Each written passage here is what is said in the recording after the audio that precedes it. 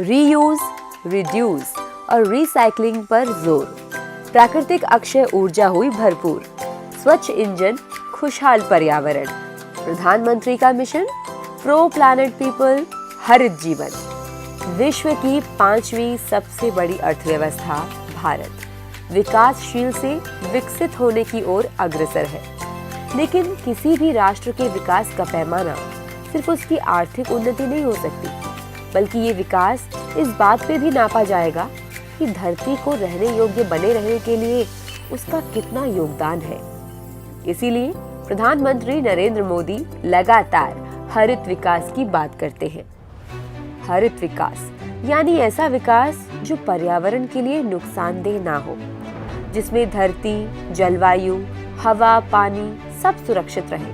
और इसके लिए मोदी सरकार लगातार काम कर रही है।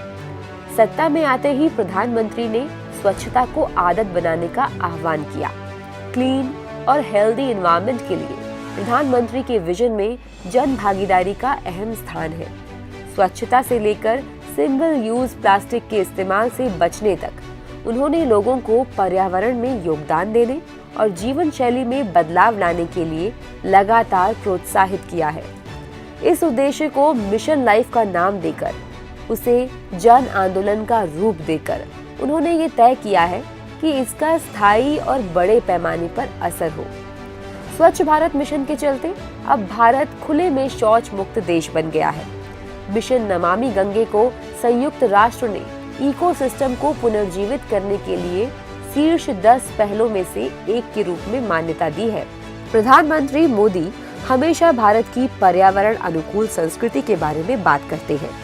रीयूज, रिड्यूस और रिसाइकल भारत की परंपराओं और संस्कृति का हिस्सा है और इन्हीं प्रथाओं को वापस लाने और स्थायी विकल्प बनाने की दिशा में काम करने को प्रधानमंत्री ने लक्ष्य बनाया है। कई सरकारी योजनाएं जैसे कि उज्ज्वला योजना, अमृत सरोवर और वेस्ट टू वेल्थ का उद्देश्य कार्बन फुटप्रिंट को कम करके वेस्ट मैनेजमेंट में सुधार करने के साथ ही पानी का संरक्षण करके एक स्थायी वातावरण बनाना है। प्रधानमंत्री नरेंद्र मोदी की इन सब पर पहल का नतीजा है कि आज भारत के पास चौथी सबसे बड़ी रिन्यूएबल एनर्जी कैपेसिटी है। विंड एनर्जी और सोलर एनर्जी में भी हम चौथे स्थान पर हैं।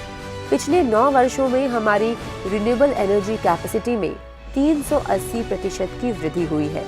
उज्ज्वला योजना, पाइप्ड कुकिंग गैसों ने अब 3/4 से अधिक आबादी को कुकिंग के लिए स्वच्छ ईंधन उपलब्ध कराया है, जिससे पर्यावरण प्रदूषण में राहत मिली है।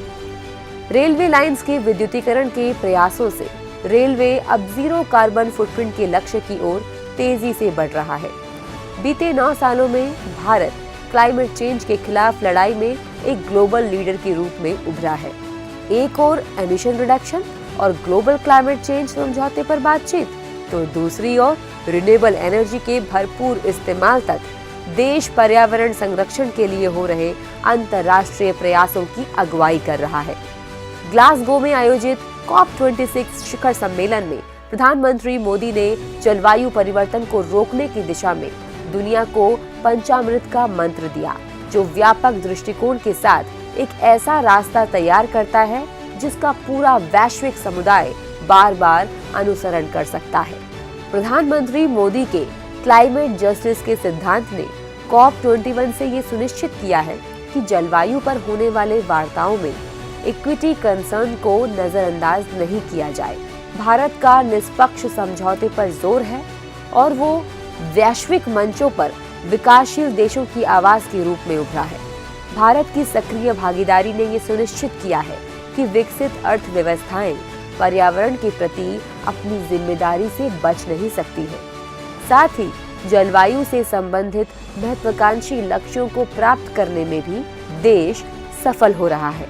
इस शिखर सम्मेलन में प्रधानमंत्री मोदी ने एक ऐतिहासिक घोषणा करते हुए 2070 को नेट जीरो एमिशन के लिए भारत का टारगेट ईयर घोषित किया है। पर्यावरण संरक्षण के लिए मोदी सरकार के उल्लेखनीय कार्यों के परिणाम स्वरूप कई सराहनीय उपलब्धियां हासिल हुई हैं। देश में फॉरेस्ट कवर तेज रफ्तार से बढ़ा है। पिछले 1 दशक में भारत में बाघों की आबादी बढ़कर दोगुनी हो गई है। जहां कई देश जलवायु से संबंधित लक्ष्य को प्राप्त करने में विफल रहे, वहीं भारत ने समय सीमा से काफी समय पहले ही लक्ष्य प्राप्त कर लिया। भारत ने COP21 में नॉन फॉसिल सोर्सेज से बिजली क्षमता का 40% प्राप्त करने का लक्ष्य तय किया और टारगेट के 9 साल पहले ही सफलता हासिल कर ली।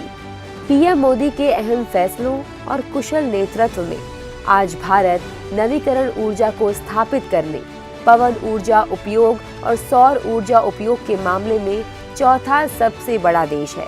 इतना ही नहीं, आज भारत को इंटरनेशनल सोलर अलायंस की अध्यक्षता के लिए लगातार तीसरी बार चुना गया है। बीते 9 सालों में भारत में एशिया का सबसे बड़ा रामसर वेटलैंड्स नेटवर्क है। बेहद कम समय में ही भारत में दुनिया के सबसे बड़े सोलर पार्क की स्थापना हुई है।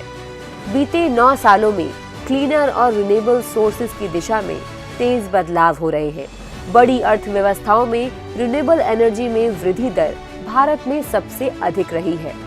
रिन्यूएबल एनर्जी सेक्टर को बढ़ावा देने के लिए कई तरह के प्रोत्साहन में टैरिफ में भारी कमी आई है।